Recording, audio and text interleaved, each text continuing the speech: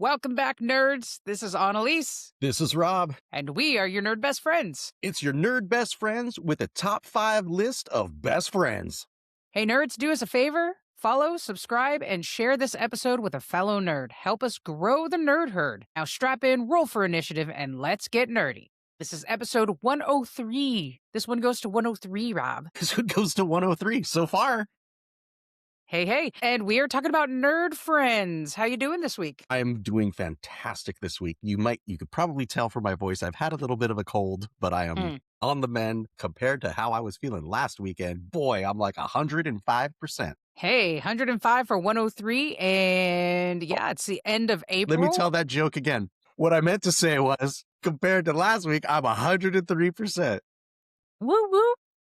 Boy. All right, before we get to the episode, let's get to our nerd mail. Okay, I think we have some nerd mail from listener Juliana. We do. Listener Juliana had messaged into the podcast. She was all about following our call to action after episode 100, when we were really saying, like, share the podcast with a friend, talk to your friends. You know, we really want people to listen and get involved. And you know, we love hearing from the community and stuff. And listener Juliana has a great connection. She's got a friend who is a board game creator who has run multiple Kickstarters and designs games and things like that. His name is Mark Bates. The company is Sovereign Chess. Shout out to listener Mark. But the feedback that she got, which I play, like, oh, are you still listening to that show? And you know, we're trying to spread the word and things. He's like, you know, I did listen to the show, but I'm a board game guy. And they don't talk a lot about board games. Well, Mark. And that's true. Right. We used to talk a lot more about board games. We did. And maybe we should. What do you think? A whole episode? You want to, like, what are you playing right now? Or maybe we need to just kind of think about what board games and stuff we're playing. I know you play a lot more board games than I do. I think, like, even for a while, you were like, had weekly board games and stuff at your house that you were doing. Yeah, it depends. For me, it's seasonal, right? When we start hitting the fall, it's a lot of Final Girl, and that's just a solo board game, right? And then just as things progress, you know, when my stepkids come visit, we tend to play a lot of board games, or like when my nieces and nephews, when my sister comes and visits, we play a lot of board games.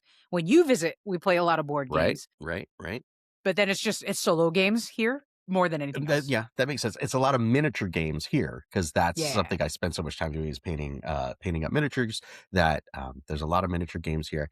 I was also thinking about this upon reflection, you know, after the listener mail and stuff. I was kind of thinking too, I was like, oh, I think I had this thing where I decided I hate board games. But I don't really hate board games. The thing that I think I run into is, I'll get excited about a board game. I'll get that board game. Or there was definitely a time where I was getting board games on Kickstarter like a crazy person. Like crazy, yeah.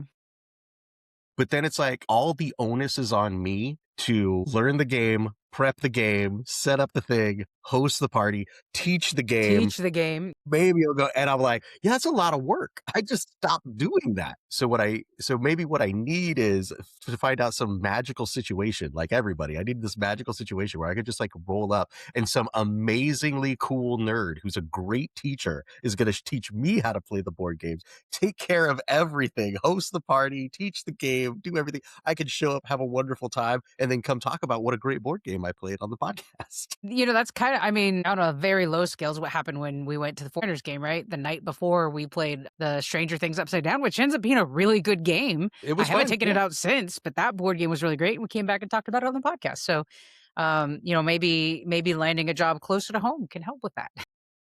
You know, that is true. Like, I have also found myself in this place in life where all of my like nerd board game friends have kind of moved away.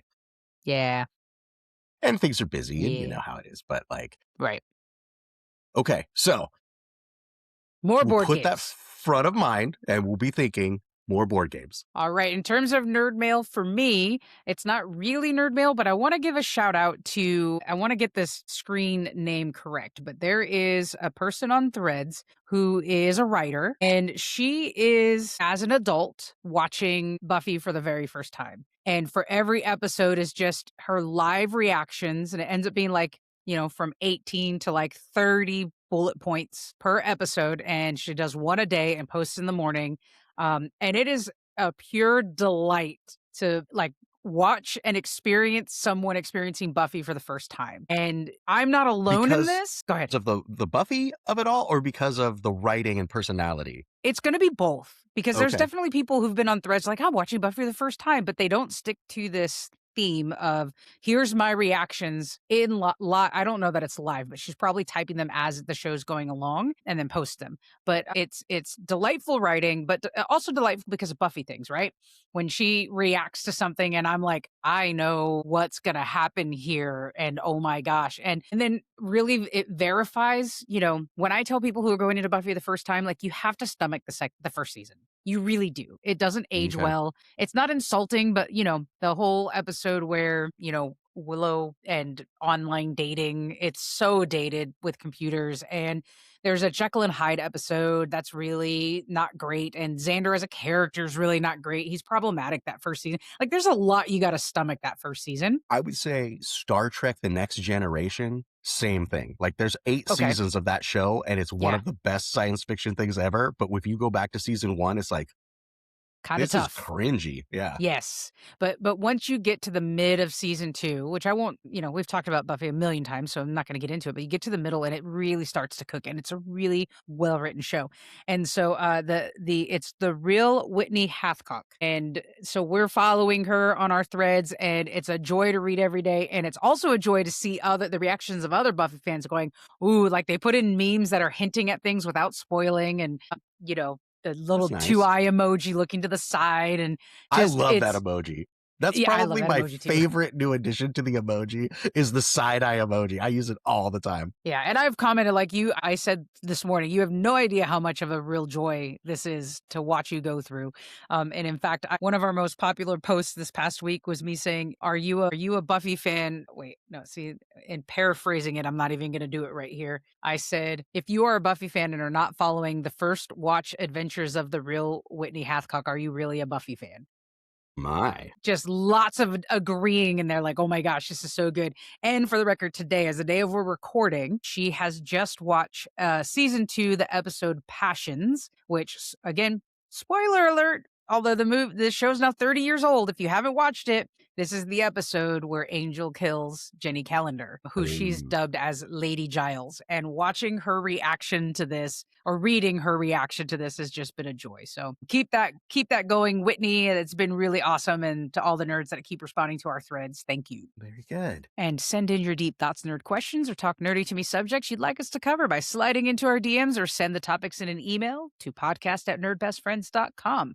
That being said, best friend, we're going to talk best friends today. We absolutely are. This is a super fun episode. In our last week's episode, we talked all about the movie Project Hail Mary, and we talked about the love story that it is between two new best friends, Rocky and Grace, and how, one has a bunch of knowledge and one has a bunch of skill, and together they make this, so they save the universe, all this kind of stuff. So what better way to follow that up with what are some other amazing, like, pop culture best friends that the two of us could talk about? This is going to be a fun list. So we went 5, 4, 3, 2, 1. Mine are in rank order. How about you? Yes, mine are Yes. in rank order as well. And I did include Okay. an honorable mention that I can mention at the end of the episode if you'd like. Okay. Well, I'm going to make my number 1 into a split into an honorable mention too. Since you have an Okay. honorable mention, I can create one off of mine.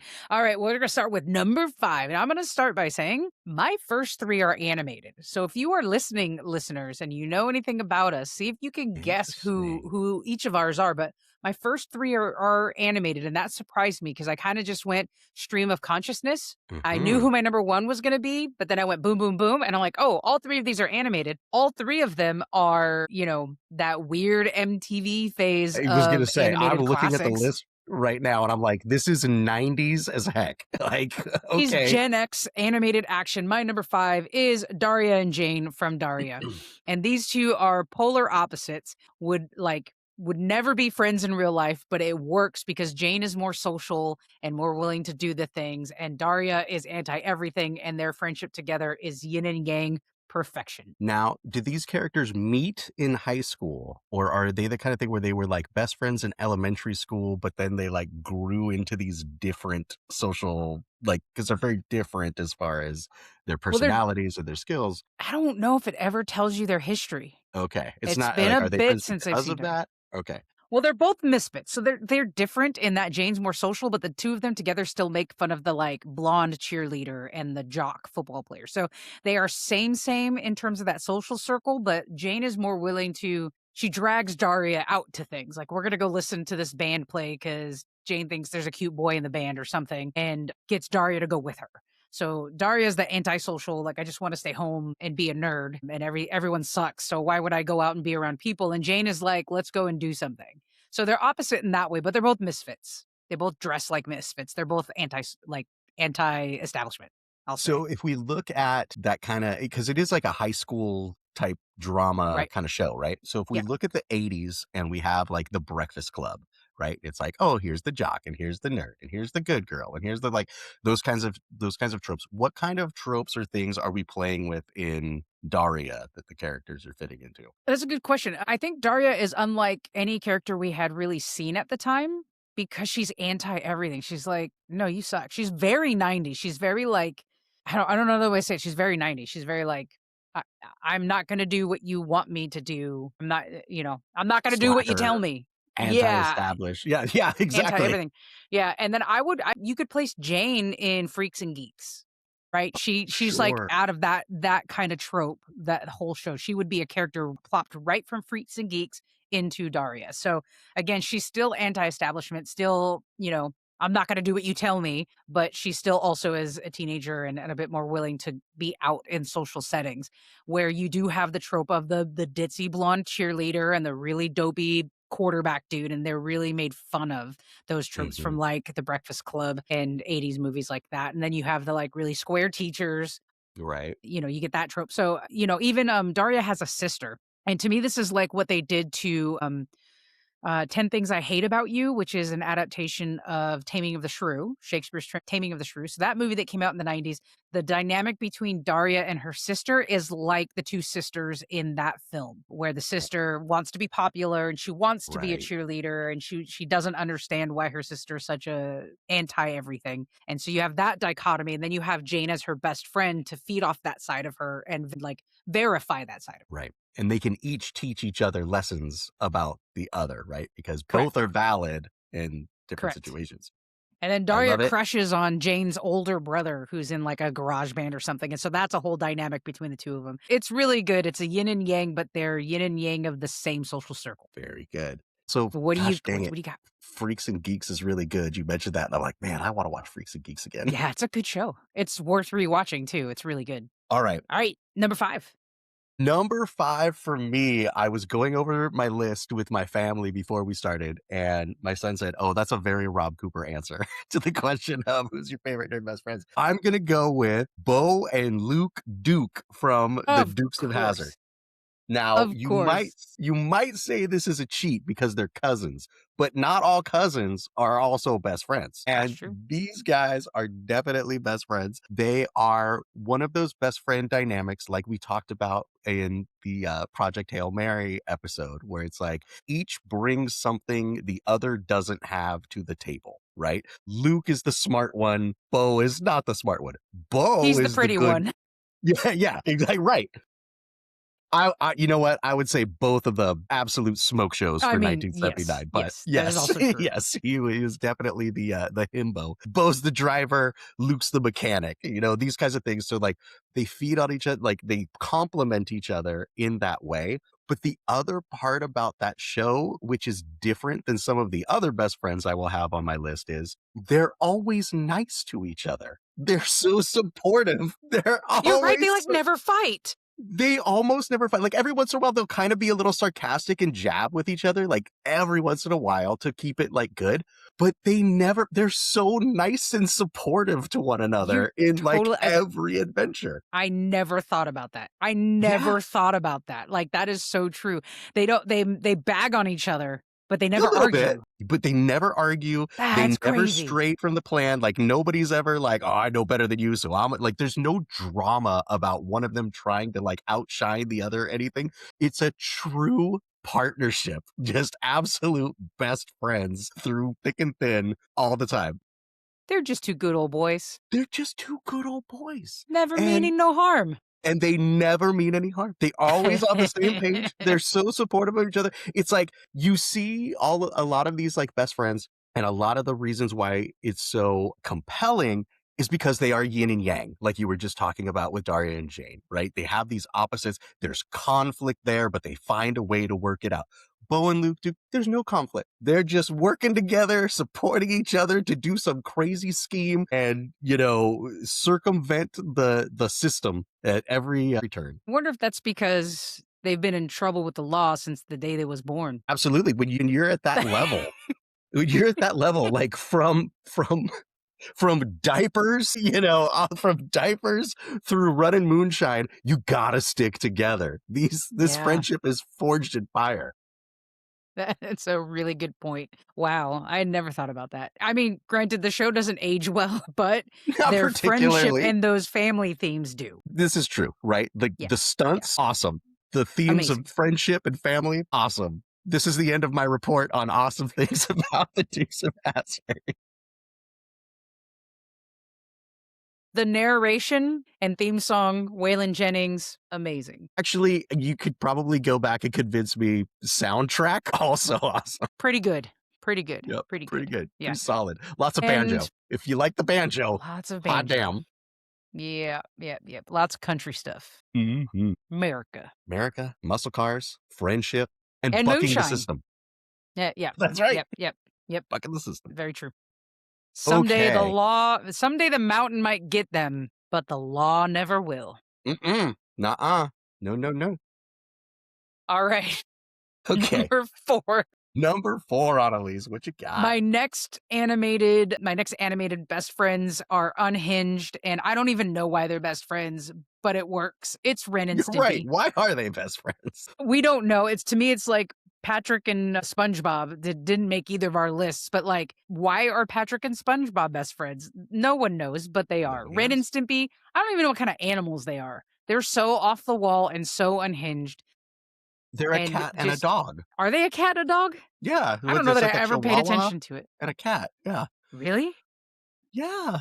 They don't look like it to me. I They're feel like just Ren and that's why Stimpy, they're best friends is because they live in the same house together as, like, cat and dog. pets. Yeah. Actually, don't even remember that much about the show, except I always laughed my butt off. Even now, seeing like old clips of it on YouTube and stuff, laugh my butt off. They are just unhinged and amazing. And I think my favorite thing is the board game Don't Whiz on the Electric Fence. Don't the commercials? Yes, God, because that was a send up of all And those Log. 80s commercials from Yes. from the 80s when you were watching Saturday morning cartoons, you'd get all Hmm. of the, like, toy commercials and cereal Yes. commercials that were, like, super cheesy and legit. So then in the 90s, as a send up of that, Ren and Stimpy would just intersperse these ridiculous commercials like the board game Don't Whiz on the Electric Fence. And they And all had a then, like jingle, like it was a commercial in the middle of your Saturday morning cartoons, but absolutely exactly. making fun of it. Absolutely. It's log, it's big, it's heavy, Big, it's it's wood, heavy, and it's it's wood. just a log. It's better than bad. It's good. Like, it's so good. It is so good. And I think, Gen X is known to be very sarcastic. This is the type of stuff we grew up on. But Ren and Stimpy, unhinged, a little bit violent, Yeah. a lot of bit violent, Gross. and Just just gross. fun. And just fun. Just fun. Ren and Stimpy, best friends. Yeah, what I like about that choice is it's one of those it's one of those yin and yangs. It's one of those opposites kind of thing where it's like there's a smart one and the dumb one, but they're both dumb, They're both right? dumb. I would say another one in that vein would be Pinky and the Brain from Yeah. Animaniacs, right? It's like, Yes. well, one has the big master plan. Okay, well, this is what we're going to do because of course. And it's like, it's the dumbest thing you've ever heard of. And then there's the dumb one who's like, okay, I guess I'll bumble my way through this. And that in and of itself is funny, right? Because it's not like, forever in comedy, you've got the straight man and like the goofball coming Yep. together. Yeah. And so Yeah. that's sort of it where it's like, oh, there's the goofball and there's a smart one, but they're both terrible. Like all the Right. ideas are bad. And so Right. all of the situation is going to fall apart. You just made me think of some best friends that are not on either of our lists. So I'm going to try to hold on to it, but you made me think about it. I'm going to hold on to it for an honorable mention. But Write it yeah, down before you forget. I will. I don't think I'll forget this one. And Okay. it'll Okay. be really funny once you hear. But yeah, I really like that analogy. They're yin and yang, but also they're the same in that neither of them are the brain and neither of them are the planner and neither of them are, and I think that's also why I'll come back to SpongeBob and Patrick, right? Patrick's kind of the dumb one. SpongeBob's the one that comes up with the plans and the ideas, but they're both kind of not very smart. So it works. It works. And then Ren and Stimpy's just off the wall. It is just unhinged. And that's what makes it great. See me frantically scribbling on my notepad as I thought of another one too. Ooh, For a my top five into number a top nine. it's gonna be a top 10. Okay. Number 10, Peaky of the Brain. My number 4, I went with the classic Superman and Batman because Okay. this is Okay. one of those where, depending on who the writer is, like, they can do different things with these two characters because they are so opposite. Yes, there are engaging stories to tell where it's Superman versus Batman. And I think like people kind of think that a lot because of the movie that came out, in the past decade or whatever, Yeah. Superman v Batman. And that of course was also ruined. I mean, Yeah. created by Frank Miller in The Dark Knight Returns with just the absolutely awesome scene in that book. Spoiler alert for a 50-year-old book or whatever it is at this point. 40-year-old book where, Batman has come back and he's taken over Gotham City and he's like this old grizzled old man and he's like more violent and brutal than ever. And so Superman comes in and they really make Superman out to be God, that book is good. We're gonna do an episode on Dark Knight Returns. In that book, Okay. they really lean into the idea of like, remember Superman, how it's like truth, justice, in the American way? They really lean into that American way where basically Superman at this point is a puppet of the government to the point Ooh. where like literal Ronald Reagan is there giving him orders and telling him what to Wow. do. And so Okay. that's like an interesting take. But because of that, he's like, well, I gotta go figure out this Batman thing and go stop him. But of course, Batman is all Batmaned out. He's got contingencies on contingencies. So he's got a super powered suit that can help him fight, stand up to Batman. And he's in his cool like robot suit. And then out of nowhere comes the Green Arrow with a kryptonite arrow and like all this kind of stuff. And he's a communist. It's weird. But anyway, Superman versus Batman is this big thing. But also, you can tell a lot of stories of Superman and Batman best friends. There are comics forever. World's Finest was a run that DC does that are Superman and Batman. It's also delicious chocolate, but go on. It's also delicious chocolate you can buy from your marching band students. Sorry. So World's Finest is a Batman and Superman story. There was a run in the early 2000s just called Batman and Superman, which was like had this super cool logo of like the bat symbol with like the Superman shield in the middle of it. Ooh, It's like okay. all rad. But in those, it's more about them realizing, like them working together and constantly realizing that they appreciate the other one because of what they have, like what the other person has, and it's exactly what they are lacking. Okay. It really will lean into Super Sons is another great one. It's like the idea of, so I'm Batman and I'm rich and I'm violent and I get the job done because the city is dirty and the system is broken and somebody's got to stand up for this and I'll do whatever it takes to solve the problems. And Superman is like, I'm an adopted son. See, I'm bringing positivity to the world. I have to be this role model and this example at all times. I don't wear a mask. People see my face. They trust me. I have to do all these things.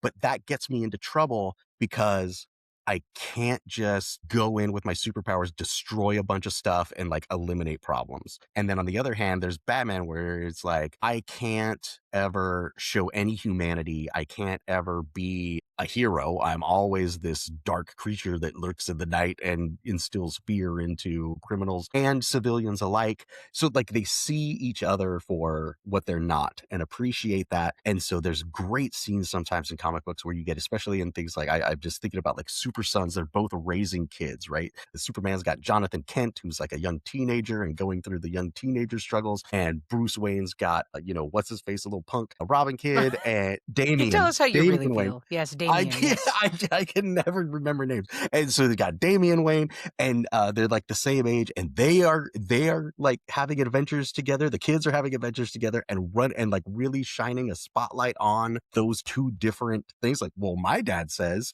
you're supposed to like make sure that you beat the dude to a bloody pulp that he can't ever punch you back. And it's like, well, my dad says people are worthy of redemption and like those kinds of conflicts. So Superman and Batman, yes, they're Superman versus Batman, but I think best friends, Superman and Batman, are more interesting stories, and there's a lot to explore there, and I've enjoyed that very much. It's a really good call because if you don't read the comic books like me, you're right. The first thing that comes to my mind, like these are best friends, but then you have actually talked about the Super Sons before and how good it Yeah, is. I still haven't read it, so absolutely good. that's a really good call. That's also a yin and yang of vigilantism 100%. That would versus be, virtuism, right? yeah, yeah, like an absolute like exemplar of that. Yeah, that's a good call.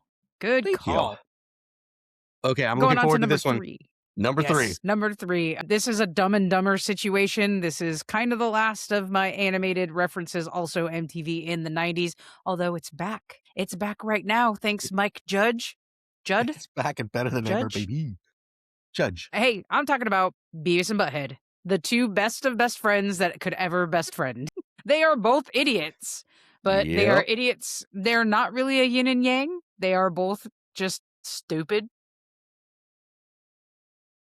Making And their way the only way they know how. the That's for only sure. way they know how.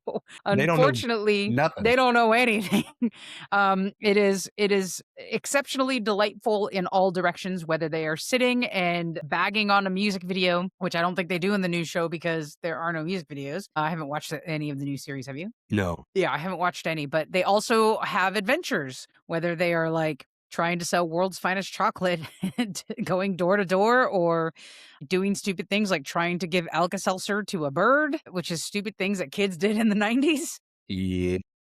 And they find themselves in zany adventures. And that's actually the idea behind the movies that exist is them just forced gumping their way and accidentally ending up in these really great It situations is. by You know being what? That idiots. is definitely like a baby's day out kind of movie where they Yes. just like stumble into the right situations. Look, oops, we're meeting the president. How does that happen? I don't know. What are you doing here? Like, and a bunch of reoccurring jokes, and it's just these two idiots. And I remember my mom like absolutely hating us watching this show, Yes. and it makes total sense. And I loved it. I still love it. I think they're the biggest idiots ever, and it's funny. I think there was, I wouldn't even know what the genre is called or how to classify it, but there was this thing in the 90s that was Mystery Science Theater Huh? where Uh-huh.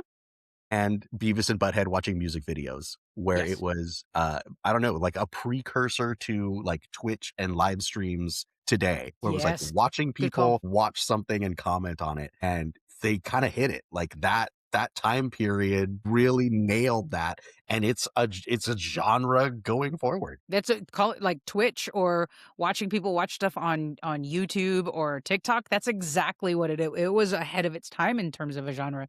And I will tell you what, I don't know that I ever experienced that in person until I went to college. And every year around the end of band camp, because being located in LA and having connections to Hollywood, we would get to go to the Paramount Studios and watch a movie that's about to be released every year. It's like end of band camp kind of thing. And the whole time, it's like sitting in a movie theater with Beavis and Buttheads, 300 of them, or 300 of the guys in Mr. Science Theater 3000. People are just shouting stuff out the entire time. That's the only time Interesting. I've experienced something like that. And that was in the 90s. So it really did exist and really good call. That's what people get paid to do now Right. on And TikTok it's like Live and stuff. it can be really fun if that's what you're going into it with, right? Like sometimes like Mhm. we don't sit down as a family and watch a lot of stuff, but when we do, it's like, oh, we're gonna pick something we really want to see that's come out, and we're gonna sit and it's like, oh, like be quiet, let's experience it, and then we'll talk about it afterwards. But sometimes, especially if it's just like me and my son, I'm like, hey, you want to watch this Fast and the Furious movie and just like dunk on it the whole time? Yeah, and we'll do that, and then you have that like, let's just talk through it because it's dumb kind of thing. And it is really fun. But I even remember that from, over a decade ago when I was a classroom teacher and people would be lamenting. They're like, this kid, he just sits there watching these YouTube videos of people playing video games. Like he's not even playing the video game. This is such He's garbage watching and stuff. them. And I'm like, Yeah, I mean, Mystery Science Theater though. right. It's the same We thing. watched Beavis and Butthead. Yep. It's about the personality. It's about the watcher, not the Yep. watching.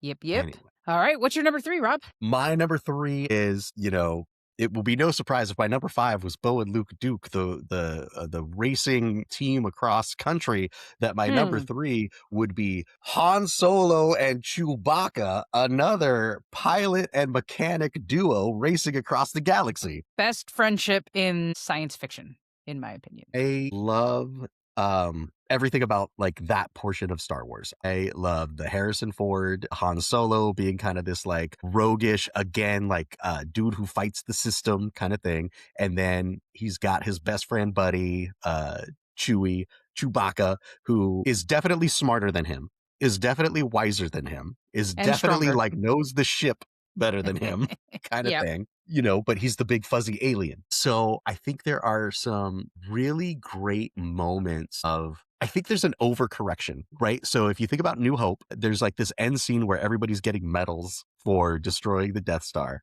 And there's like always Except been for this Chewie. meme in this joke Yeah. of like, how come Chewbacca didn't get a medal because he's an alien or whatever? So I think there was like an overcorrection of that going forward to where it's like, no, Chewbacca's a way smarter, better, cooler person than Han Solo is, right?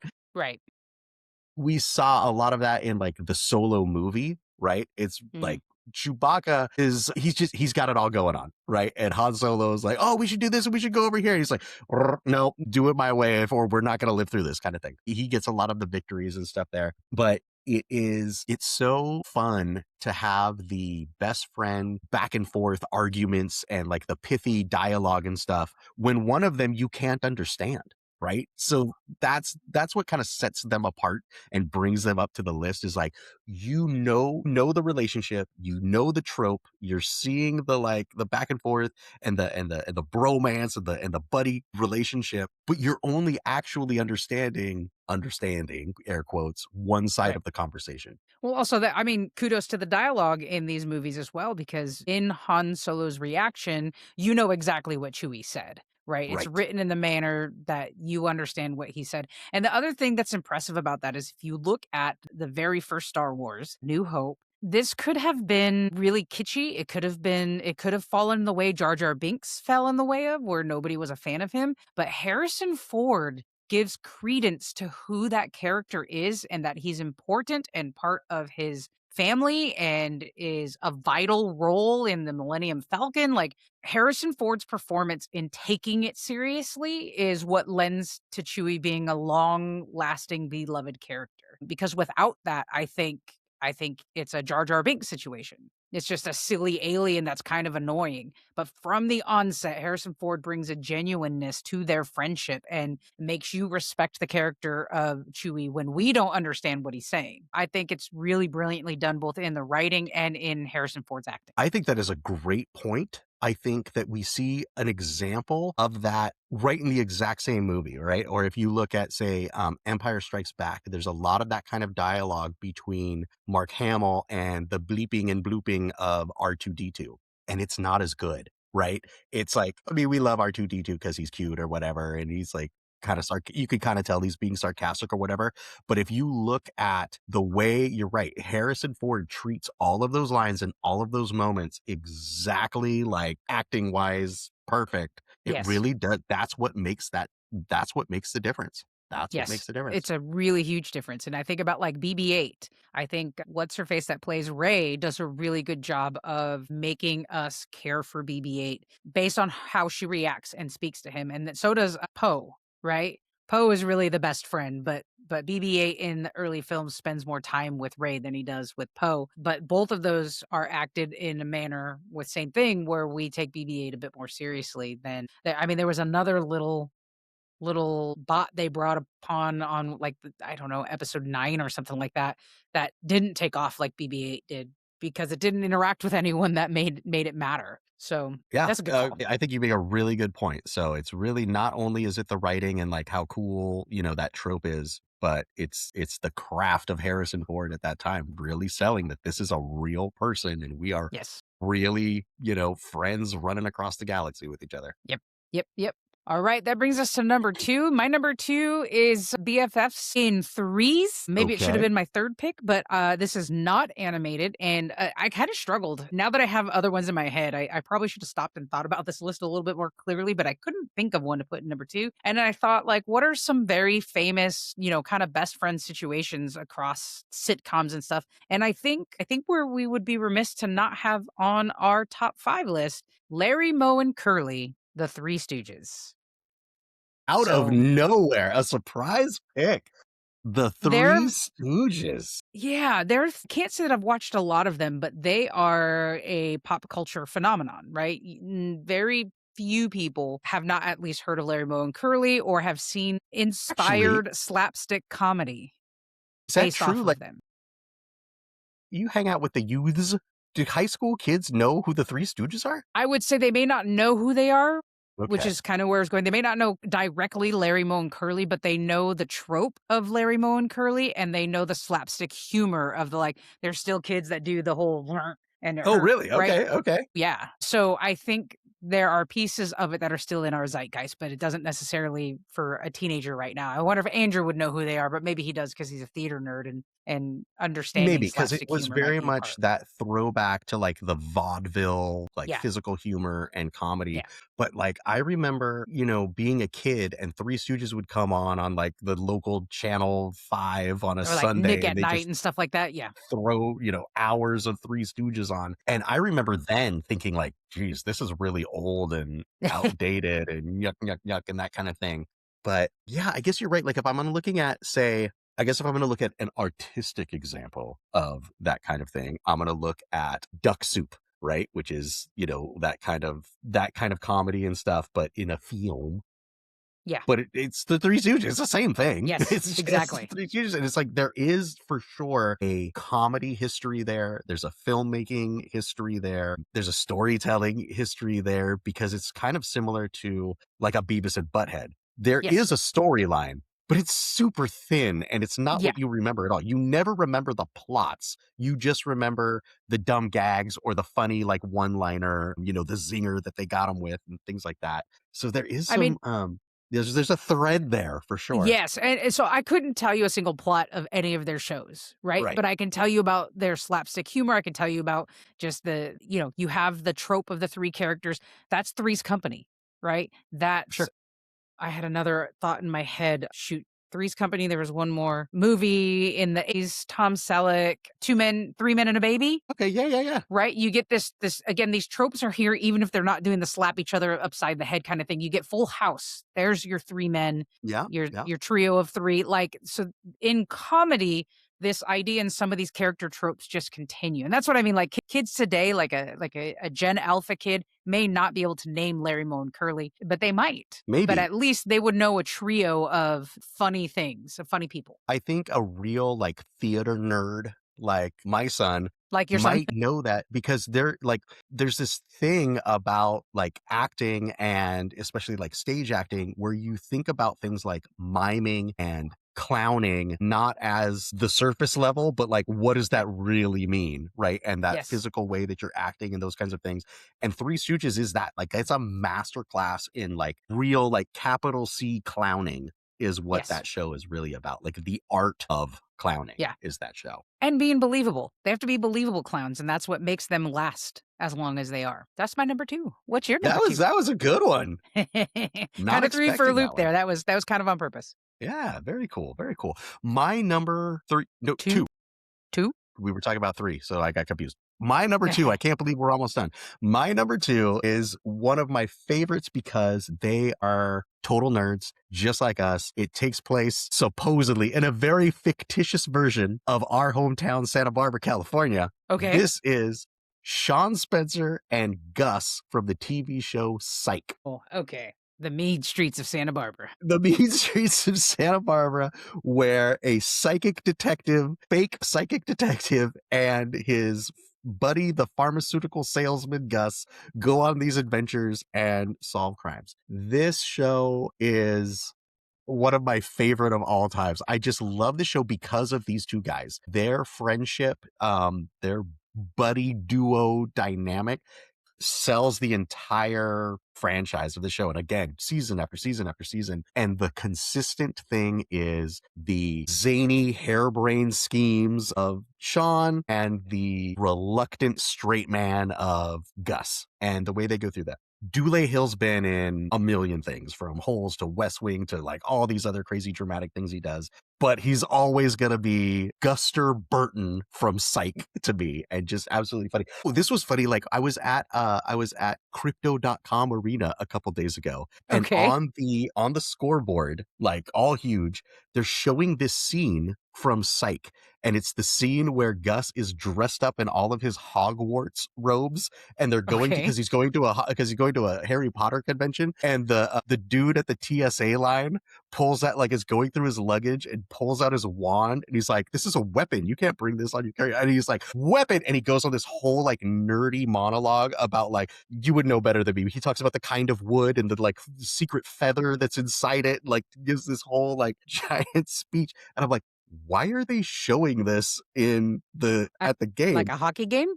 at the hockey game in the middle of the game? And then the scene ends, and then it's like the fan cam, and there's Dule Hill with his son. They were at the game, and That's I was like, great. oh, that's why. I was like, That's this is weird. amazing. I'm like, That's I'm like, amazing. it was one of those things where I'm like, am I dreaming right now? Like, this is a weird Rob thing where I would be at the LA Kings game, and then Psych would come on the show, and then it's like, oh How no, is Dooley this Hill's here, and he was all related? waving and stuff. It was super funny, but I absolutely love this show, and it is 100% on these two actors, James Roday and Dooley Hill, making these two buddies, and the fact that they're just absolute nerds. And they have all of these references to like their 80s cartoons and like the fun 90s things that they remember from their youth. I would say, hot take, 1,000 times better than Big Bang Theory, right? Big Bang Wow, okay. Theory, same thing. It's like these nerdy friends who make nerd references, but in Big Bang Theory, there are no jokes. They just make the reference and then the laugh track plays. In Psych, it's the references, but they're wrapped up in actual jokes in the Yeah. show. I Yeah. was I'm laying the gauntlet down, nerds. Psych versus Big Bang Theory. I'm gonna go Psych 10 out of 10 times. Podcast at nerdbestfriends.com. Bring it. I will say that I still have not watched Psych. I No, you know you refuse tell me. to, because I you don't know about hate that it refuse to. takes It was place in just Santa Barbara, but is filmed completely in Vancouver. it's awful. It doesn't even look like Santa Barbara. Anyways, No. that was like to me. Oh, okay, okay. It wrapped up in other things. I just haven't watched it. Will say what I appreciate about this is that these two guys are Shakespeare and Watson, but like turned into early 2000s nerds, right? Because he's Wait, not did you say actually psychic. Shakespeare and Watson? I'm sorry. You know what I meant, though. Yes, I did say Shakespeare and Watson. I mean, Sherlock Holmes and Watson. Yes. Thank you. Yes, yes, yes. Because he's not actually psychic. He's just No, a great visual detective. deducer, like Yeah. not Shakespeare. Gosh Sherlock. dang it. Like Sherlock Holmes is. And he uses that and makes people believe he's psychic. And the friends got to go along with it. And granted, Shakespeare, gosh, I don't know why it's in my head. Okay, no, Sherlock Holmes this is doesn't. something is happening right here. We're manifesting this like it's gonna be like a web comic or something. Shakespeare and Watson together solving crimes, right? That could be pretty Watson's amazing. driving him to solve crimes because he's got all this detective knowledge, even though he's no Sherlock. But Shakespeare is just like a bumbling, like he's a writer. What does he know about these crimes? They'll be like in this the is a middle good of a idea. crime scene and he'll like pick up a leaf and start like spouting some prose and walk away in a zone about something, some play he's about to write while Watson's like, bro, we got to solve this murder. Or Watson will think that it's very astute, and he's like, oh, we're on it now. He's finding clues, but he's not. But he speaks in such a way that Watson ends up saying, oh, what he's saying is the murder weapon must be over in that direction. And then they solve the crime. Let's do it right now. Hollywood, contact I us. Shakespeare and Yes, Watson. Shakespeare and Watson podcast Love at it. nerdbestfriends.com. We'll get a licensing deal. This is where the show finally takes off. We finally Woo! found it. Our $1 billion idea. Shakespeare and Watson. But yes, the guys from Psych are Sherlock Holmes and Watson together. Yes, yes. And it's put on its head and given the skin of a couple nerds in Santa Barbara. Very air quotes, Santa Barbara. All right, our number ones, Rob. We're at our number ones. My number one should be no surprise. Just like Rob sat with his family, it'd be like, who would be my number one? There's like only a few places you can guess now. It's not a Stephen King reference. It is a Buffy reference. I went with the Scoobies. I think your trio, and if you include Giles as a friend, but he's really an adult. If you include Anya, she eventually comes in, but you have your trio of best friends here with Buffy, Xander, and Willow, who, in a more typical 90s fashion, go through hard times and disagreements. And it's not even a yin and yang situation. You have someone who has a potential for magic, you have someone who has no potential for anything, and then you have the chosen one. And from the onset, it's unusual that Buffy becomes friends with them because they really hang the lampshade on the fact that Willow's a nerd and Cordelia makes fun of her a bunch, but Buffy still chooses her chosen family. There is the two nerds that aren't popular. So I think it's a great example of best friends that go from high school into college into adulthood as the show progresses across 7 seasons. Right, because there's like an idea of Buffy from the movie, right? That she is kind of the vapid cheerleader, that kind of trope. But during the show, when she comes to the new school, she realizes like, oh, if I'm going to go on these adventures and be the chosen one, I have to have friends that have a little more substance than that, right? Well, So what's really, I mean, you were on the right track. So they actually start Buffy as if the movie did happen. So she was that vapid. And there's even some of my favorite moments in that series is when they do flashbacks. So there's flashbacks where Angel sees her in LA in school and she's like just just like Chrissy Swanson, like sucking on a lollipop, going, oh my god, and like hanging out with all the cool girls. She gets in trouble for what happens in that movie is they burn down the gym. Buffy the show starts with her having to move from LA because she gets expelled for burning down the gym. And so now, yes, she's consciously choosing the non-Cordelias as her friends because that's who she had before. And now she's got some of these traumas of being expelled and she knows she's the chosen one. And her parents are now divorced and mom had to move away to a more affordable area and this, that, and the other. So like more that affordable area, am first I right? Hmm. more air quotes. She has that choice the very first episode where Cordelia recognizes same for same and tries to befriend her, but Buffy consciously chooses these two nerds that were really friendly to her on the onset. So yeah, I think they're a good set of best friends. They all bring something to the table. And again, what I like about it is you see them progress, age, and mature into, from high school kids to college to adulthood and dealing with all the things and all the traumas and all the big battles and apocalypses and all that stuff. So yeah, my number one is the Scoobies from Buffy. It's so funny because I've seen like obviously like we're recording the podcast, we have the podcast document, and it has said number one the Scoobies this whole time. And so mentally, I have been preparing to have a conversation about Fred and Velma and Shaggy and Scooby Doo as these best friends that are traveling America in a van, and the different things that they're bringing to the adventuring party to catch these fake ghosts across America. And that is not what that conversation was about. Welcome to my honorable mention, the Scoobies from Scooby Doo. Got There him. you go. So that's my honorable mention is the Scoobies from Scooby-Doo, right? You have the Fred, the Velma, like a trope of each person. You got the Shaggy and the Scooby, and they are all best friends traveling in a van, solving mysteries. And they've definitely put a lampshade on having tropes of yins and yangs across all five of them. So, and we're just going to attack this now. How familiar are you with like extended universe versions of like the Scooby Doo gang? And like, is it ever really explained what the heck they're doing? Why these people? Why this mystery company? Like, what is happening? Oh, gosh, I don't quite remember. In terms of extended universe, I mean, I've seen them guest on different things. Right. They appear I'm in trying to different think, things, like, but I don't think it was ever explained. Like, you just take it for granted. Like, they're in the mystery machine and they're mystery solvers, and now we go. so somewhere along the lines, and I don't know if it's comic book or in the many, many, many iterations, but yes, at some point, I believe it's that Fred owns the company. And while they appear to be teenage, because it's always use kids, they are a little bit Yes. older. They're in Sure. their maybe late teens or early teens. And it's a company founded and they're just a bunch of misfit friends that like answered an ad to work with Fred, who owns the company. Okay. That's what I kind of remember for some reason. I think Joan helped us with some of that at one point. She's like, who owns the Mystery Machine? I think she did some research and found out.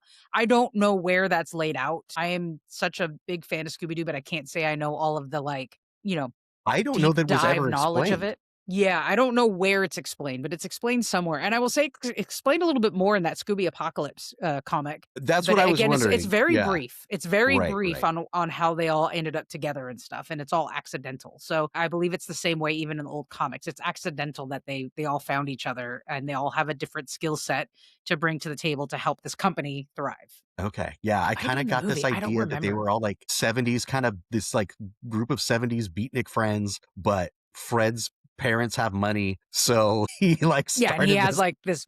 I have a company, this. van. Yeah, exactly, like, well, yeah, yeah, It's we've the got a 70s van. version 70s version of, I have an LLC. I have a van Yes! and a company.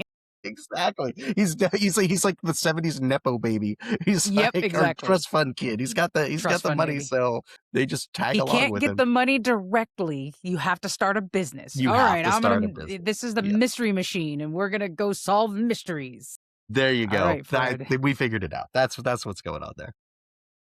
All right, so that was my Fantastic. one and snuck into my honorable mention. Give me your number one, and then we can go to your honorable My mention. number one for all my peeps has to be the ultimate friendship of all times, 100 years old, from the novels to the cartoons to the movies. It has to be Frodo Baggins and Samwise Gamgee from Lord of the Rings. But of Never, course, never has a friendship been stronger and more tested than these two hobbits from the Shire traveling across Middle Earth all the way to the fires of Mount Doom together. There are so many wonderful moments between these two characters from the onset of their adventure where they're there at the edge of the farm. It just occurred to me, if I take one more step, it will be the furthest from home I've ever been. And with a slap on the back, they take that step and keep going. I mean, when you get to the scene at the volcano and Frodo is just this skeletal husk of a person and I know I can't carry the ring, Mr. Frodo, but I can carry you. And he huffs him on his back and goes marching towards the thing, tears streaming down the faces of everyone on the planet. Just these guys are absolutely incredible. The strength of the friendship and just the testing of the friendship. Like there's one thing to be when they say, fair weather friends, and then you've got friends through thick and thin. Nowhere has it been thicker and thinner than for Frodo and Sam in the adventure that is the Lord of the Rings. No better example of best friends. I have no idea what you're talking about, but I know exactly what you mean, and not surprised whatsoever that that's your number one. That's a great call. I mean, even someone like me who has seen the first film and that's it. I don't know much other than that kind of idea of the friendship between these two hobbits is like legendary. Literally Yeah, legendary and yeah, epic scale. Just epic. incredible. So, so, so inspiring. And really just, it's part of the whole theme of the entire story of like, it's little everyday things that we do, like all the little times where you make the right choices and you do the right thing for others that make the big difference in the long run. And that is just reinforced over and over again between these two and their friendship. And it's beautiful, man. It's so awesome. I'm so glad you chose that for number Me one. too. I don't know why I'm crying because I haven't watched it. Am I crying? I'm not crying. You're crying. Oh, Sam. It's just dusty in here. What you got for your honorable mention? Honorable Wait, wait, mention. wait. Before you say it, I'm going to say, put your guess in right now, listeners. Yes. Rob's mentioned Bo and Luke Duke. He's mentioned Psych. He's now mentioned Lord of the Rings. What would the last And one Star be? Wars. And Star Wars. Oh, and Star Wars has already been on the list. All right. So Off the what is table. it? What is it? 4, 3, 2, 1. Lock in your answer. Lock in your guess. Okay. What is it? It is, of course, the Muppets. It's Kermit and Fozzie. There it is. You gotta have. I was struggling on where I was gonna put this, and of course, it hit me as soon as I was like going over it, and I had said, okay, well, I got to start with Bo and Luke Duke, and my family's like, that's a very Rob Cooper answer. I was like, oh, well, the most Rob Cooper answer is Kermit and Fozzie, but gotta keep them guessing. There's just too many out there. But we see, again, I think it's because it's just like it's so much of the same. It's that straight man and the goofball. It's one person having the plan and trying to execute it while the other person is, lovably putting up barriers to that plan at the same time. But there's nothing that will ever bring me as much joy and happiness as the Kermit and Fozzie driving the Winnebago across country, singing the song Moving Right Along on their road trip in the Muppet movie. Just the most perfect thing in the world. So Great yes, example of best friends ride or die. Great example. ride or die Fozzie is is right. always up for it. Yep, yep, yep, yep, Yeah. yep. Well, while you were talking earlier, you just mentioned it again. This is I don't know what we would call these picks now, but it just came across my brain while we were recording. You had mentioned you were talking about piquing the brain and coming up with the plans and the ideas. And what popped in my head was this is the second best idea that we've ever Oh had. my And that made gosh. me think, I don't even know if we know these two guys' names, but of course the trio of funny sketch songs by Lonely Island starring Justin Timberlake and Andy Samberg. Those two Yes. guys are BFFs. Those two guys are like Saturday Night Live BFFs. I want like Yes, they're probably pretty good friends in real life too. Like probably. it would probably be really fun to hang out with them at a dinner. Yes. Yeah. That's a good call. I had written down Sherlock and Watson, but then we came up with that Okay. during the thing. Not as good as Shakespeare and Watson, but I'll give it to you. Shakespeare and Watson coming to an Amazon Prime pilot near us. That was happening for sure. I thought of Phineas and Ferb. Phineas and Ferb is a little That's a good after our one time, too. but they're brothers, but they're also definitely best friends and just another just absolutely perfect show as far as entertaining and great formulas and wonderful characters. Those two are best friends. Did you have any more? I've got one more. I probably could come up with more, but I'm trying not to. Okay. Go ahead. Go ahead. You got one more? Last one, absolute classic. Andy Griffith, Don Knotts from the Andy Griffith Show, Andy and Barney, the sheriff and the deputy, best friends, ridiculous adventures in their little town of Mayberry. That's a real good one too. Really good call. Really good call. All right, I'll throw in one more that you just made me think of. How about Becca and Fat Amy from Pitch Perfect? Okay. As that series progresses, they end up being roommates and Mm, support each other in a manner that only best friends can. So if my you gosh. wouldn't get this from the first film, but by the time they get to like the third and they're roommates together in LA trying to like, live a life, their support of each other is really cool and how that plays out and grows through the course of those Well, now that pick reminds me of Laverne and Shirley. Of Oh, Laverne and course, Shirley. like How how do we can we not have forget Laverne and Shirley on our oh Laverne my and gosh. Shirley on our list? We got to do a top 20, my goodness. To I be know. And then if you're continued. gonna go with Shame on Laverne and us. if you're gonna go with Laverne and Shirley, you might as well go for with Charles and Buddy from Charles I in Charge. almost went with Charles and Buddy, but I was not going to go Scott Baio because forget that guy. There you go. My Well, gosh. nerds, I'm sure there's even more that we missed. So tell us which ones we missed. Podcast at nerdbestfriends.com or find us on social media. Send us a picture on Instagram. Post us in something that's your top nerd best friends, fictional that we missed. Because we could do this for probably another hour. Richie Cunningham and Fonzie. Hey, It never ends. Fozzie is the ride or die for sure. Here we go. Back at it All for another right. week. Because we could keep going, but we have to, I know. at some point, we have to end the show, but we always have to end it with what's the nerdiest thing you did this week? Okay.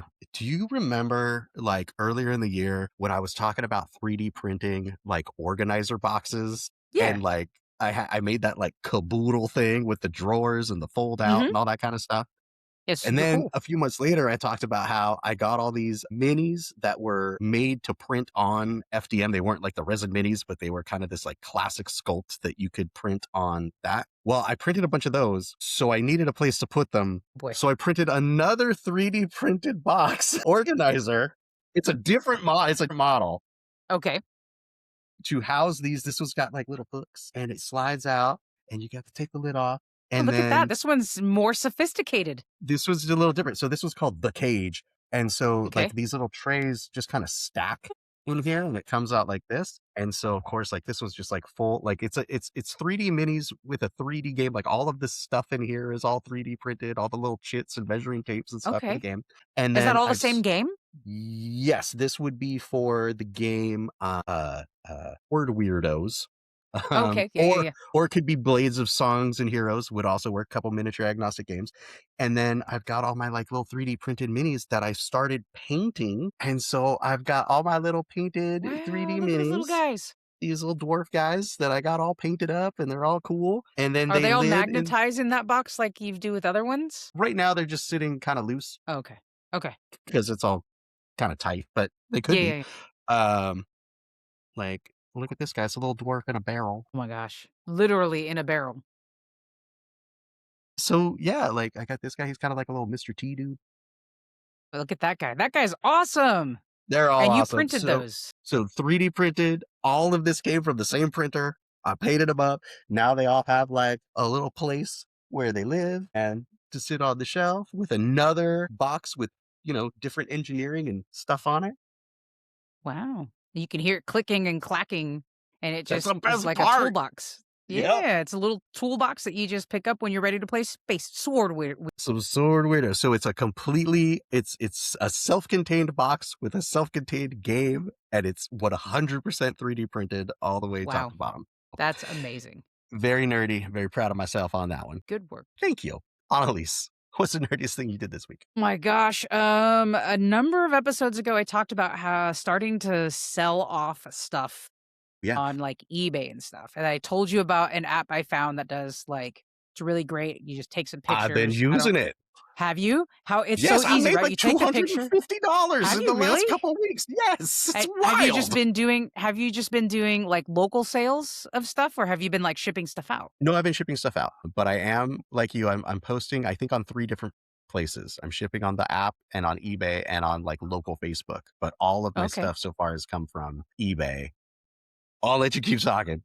Yeah, no. So I mean, now it's turned into like a complete side hustle. And as I watched some videos and did research about possibly growing this whole thing, a lot of people say just start with what you have in your house. We are notorious in this country for just having too much stuff. And between me and my partner, we have more stuff than we could ever possibly get rid of. And we've gotten rid of a ton already. Like we've given away a bunch of clothes and a bunch of things, and we go to Goodwill every 6 months as we clean stuff out. But now everything, as we're like packing to move, everything is like, could we sell this? Should we sell this? And it's really easy to like, as Sarah's going through stuff, she makes a pile for me and I just take a picture and come up on whether or not it'd be worth the time to sell, or we just throw it in a donate box. And so in these, I don't remember what episode I brought it up. It might have been January or February that I did. Since then, I post 5 items a day. And then in the evenings, I'm putting together stuff that I ship away. And so I have like 165 items across 4 platforms now, all through that one singular app. Right. So that Wow. one app, I post it there and it cross posts. And it's really great because when it sells on one, it talks to the others and Right. makes it inactive on the other one. So it's Right. really Right. cool. And I've got the little label maker, and I'm not like, I don't sell things every day, but I'll go like 2 or 3 sales every couple days. And I have this whole spreadsheet I can show you later for every item, the number, what day it sold, like how much it sold for, what the seller fees were, what platform it was on, what I collected for shipping, how much it cost to ship, keeping track of all my purchases. And it's telling me like, yeah. So in pure sales alone, almost $700 Nice. of fees, about 130 in fees for the different platforms. How much I've taken in for shipping and how much I've spent on shipping is I've taken in $175 for shipping. I've spent $155 for shipping. There's a $20 difference there. And then how much I've done on supplies. And out of the 694, I have about 560 that's pure profit. That's great. It's crazy how easy this is, and has now turned into a whole like we're not even going out and buying stuff as we're moving and going through boxes. I have 2 or 3 bins worth of stuff where I just take some pictures in the evening, and in the morning while I'm like drinking my coffee, I post Mhm. those pictures. And I do 5 a day because one thing said like the algorithm is you should do a few every day instead of a whole bunch at once to let it sit. But like I have a full on like eBay store That's all wild. based off of stuff that we just have in the house. That's so cool. Yeah, I had been asking you about it, and finally, like, I'm having the same kind of situation. Like, my mom is moving, and there's just a bunch of stuff that she's like, I'm gonna donate most of it. I'll keep some stuff, but like, do you think you could sell? Like, do you think this is worth anything? Do you want to try to sell some stuff? And so I have been taking like zero effort, like garbage pictures. Like, there's Yes. pictures of stuff that like have my like shoe in them because I took the picture of the thing just Or sitting on have the my feet floor. in them because it's on the ground. Yeah. And literally, but they're selling. And I'm just like AI just generate everything for me and, Yep. figure it out. And it does. And so I've been Yeah. selling some stuff. It's crazy. And so it's been like the ease of that has made it to be like, oh man, if I went into it like on at least like you have like the light box to take pictures and this kinds of things for some of my collectibles and things that I've had for a long time that I need to get rid of, I'm like, I could I could move this product. I believe in it. Yes.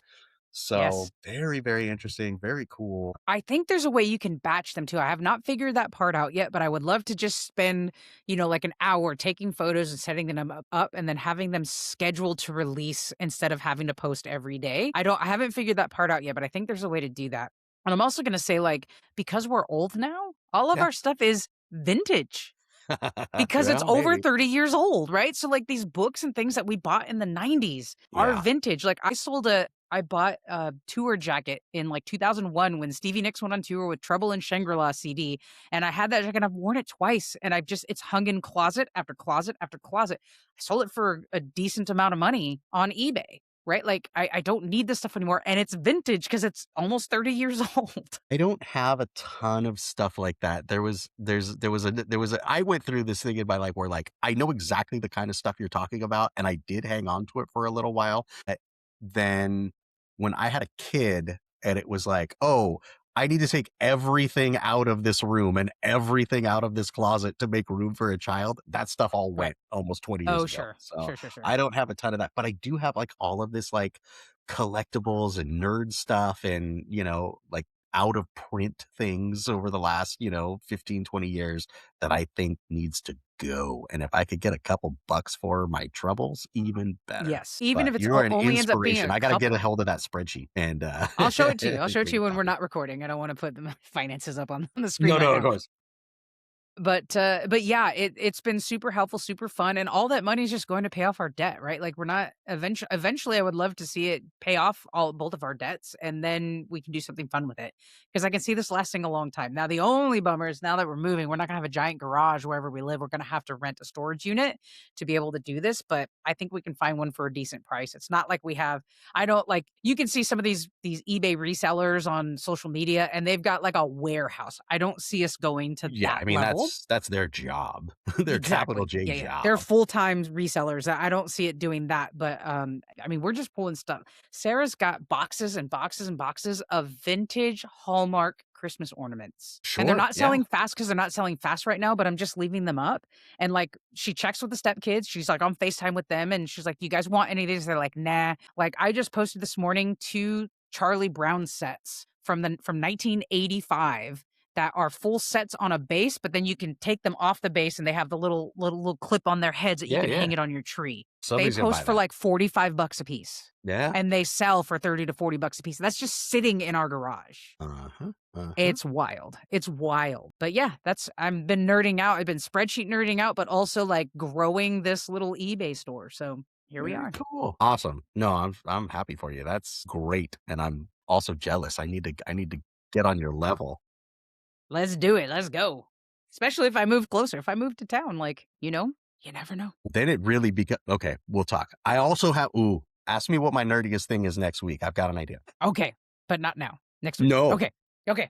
Okay. I know you I don't know if you were going to ask me my nerdiest thing this week next time, but definitely don't forget. Okay. I won't forget. Speaking of next week, join us for another nerdy adventure. And in the meantime, tell us, who are your fictional BFFs? Which ones did we miss? Before you go, join us. Hit follow or subscribe so you don't miss what's next. If you felt the nerd love, drop us a 5-star rating and help more nerds find their people. Find us on social at Nerd Best Friends or email us podcast@nerdbestfriends.com. Grow the nerd herd, spread the geeky joy, and we will see you next time. All right, best friend. Thanks for joining me on another great top 5 that turned into about top 8.5, but we won't tell Dr. Intern Joan. No, we absolutely won't tell Dr. Intern Joan. And also, it was, I want you to know it was a top 5 list. Number 6 on the list was definitely you, Annalise. Well, I mean, same. That's ground zero. It is Ground the zero. list. My favorite nerd best friends are the actual nerd best friends. Absolutely. Absolutely. All right, nerds, find your best friends, share the podcast. We'll see you next week.